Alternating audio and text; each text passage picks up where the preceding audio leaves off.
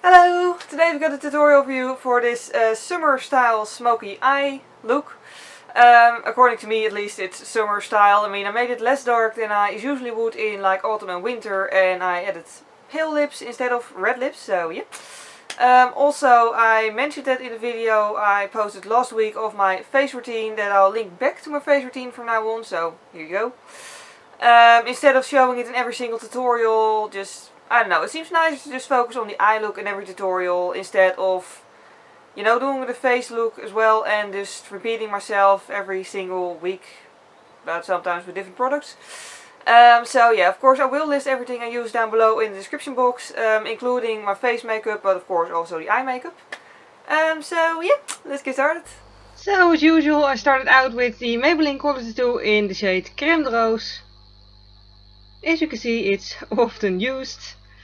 And yeah, as always, I just applied it all the way from my eye to my eyebrow. But this time I also put it below my eyelid. Or below my eyelid, below my eye. Just because, like I said at the beginning, I'm gonna do a smoky eye. And I do want the colors to really grab onto the bottom of my eye as well. And yeah, the eyeshadow I used all came from the Urban Decay Vice XX palette. I'm starting out with this taupe shade. But of course, if you don't have this one, you can always just, you know, use anything that looks alike. So yeah, pretty much I put the taupe shade in my crease with a fluffy blending brush. Sort of to already define the crease, or at least to map out where I want the darker shades to be, because, you know, the taupe shade is easier to remove if I make a mistake than the black will be. And also it will make blending easier later on. So yeah, pretty much did the same thing on the lower lash line, mainly focusing on the outer corner with a tiny little pencil brush. You should probably find a really small blending brush at some point in time. Anyways, then I used Oil Slick, which is the darkest shade we're going to use. It's a sort of really dark grey, which I'm going to use with a small eyeshadow brush. Just with sort of silver shimmers and glitters in it. It's a really nice color. Also, I feel like for a summer smoky eye, a not completely black is, you know, just more summery than a real completely black, I guess. Anyways, it's just a nice shade. So yeah, I pretty much applied this onto my entire eyelid. I left the inner corner open because I wasn't sure yet if I wanted to do a highlight or not. I ended up not doing that, but yeah. And then I used this brush to also apply it in the crease. Just following basically the outline of where I put the taupe shade. And also the lower lash line again in the outer corner. If the corners aren't completely, or like the edges aren't completely blended yet, don't worry about it. We're gonna get to that later. For now we're just gonna still focus on the black. I'm using this Makeup Revolution fixing spray. It's a really cheap one in a huge bottle. And I love spraying it on the brush and then dipping it in eyeshadow and applying it onto my eyelid. As you can see, it just gets way more intense and shiny that way.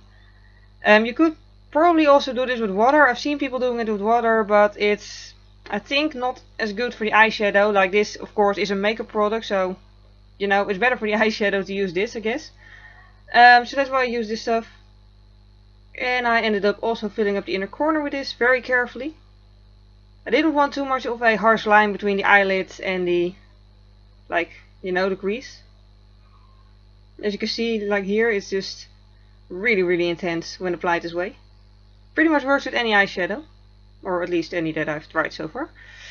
So yeah, I also used a small brush, this angled little brush here, the same way, and did the inner corner with that because I didn't want to risk getting a huge big pile of black eyeshadow in my inner corners. And also I really wanted to sort of outline the inner corners, like the tear duct area. And with a tiny brush it's just a lot easier to do. Because I also didn't want the eyeshadow in my eye, obviously. So I really just focused on the inner corners at first. Just really trying to get those, you know, as perfect as possible and at least even with each other. And then also drag the line along to the outer corners. Then it was time for highlighter. I used the pale nude shade from the palette. I think it's called Anonymous, but I'll just put everything of that down below in the description box. As usual, but yeah, I just put that underneath my eyebrows as a highlight. And then used Laced, a sort of medium nude-ish shade, like it's pretty much just my skin color. And I pretty much use that as a transition shade between the crease and the highlighter. It already looked pretty smooth, but yeah, it just looks slightly more smooth, I guess, when done this way. It's pretty much yeah, the most used eyeshadow in that entire palette, for me at least. And I did pretty much exactly the same thing on the lower lash line. Like, you could make it thicker, the bottom lash line, but I think with my eye shape it just works best on me to keep that line thin, otherwise it's just gonna get really dark. And I didn't want it this time, so yeah. Then I went for eye pencil. I used an Estée Lauder one, and I actually did the top as well as the bottom. And this one really stays on my waterline the entire day, so that's really nice. The feeling of applying it is less nice as usual. But yeah, that's the same with any pencil, not just this one. Or maybe it would help if I would actually not stab myself in the eye with it. Anyways, then it was time for mascara. I used the Rimmel Scandalized Lycra Flex, how surprising. And just put a really thick coat of that onto my top lashes. And then a thinner coat, a lot thinner coat on my bottom lashes. I did want them to be visible, but I don't want to risk them getting all clumpy and all. So that pretty much works with the eyes, so then it's time to finish off the face makeup. I used this blush by Essence, a blush up blush called Heatwave. And yeah, as you can see, this now is an ombre blush, but I pretty much grabbed the middle, which turns it into a coral shade. And I always like to apply my blush between the highlight and the contour. I already did highlight with concealer, but I also wanted to do a shimmery highlight, so I used this one by Makeup Academy, Undress Your Skin, which I always have issues opening for some reason. Yeah, it's really nice and shimmery, and I'm just using the exact same blending brush that I also used on my eyes, because I still have to buy an actual highlighter brush at some point in time. I really need to buy more brushes. Anyway, I applied a lot of it on my cheekbones. I also applied some beneath my eyebrows, just to, you know, highlight them a little bit more. And also the cupid's bow and the tip of my nose. I just felt like doing highlighter today. And then I used a lip pencil because I wanted to use a pale shade, a pale lip shade. Yeah. But I always feel like on my lips it works better to just have, you know, like an actual border to my lips rather than just, you know, just do a nude shade, because I don't know, I don't think it looks quite right on me for some reason. It just fades out the edges.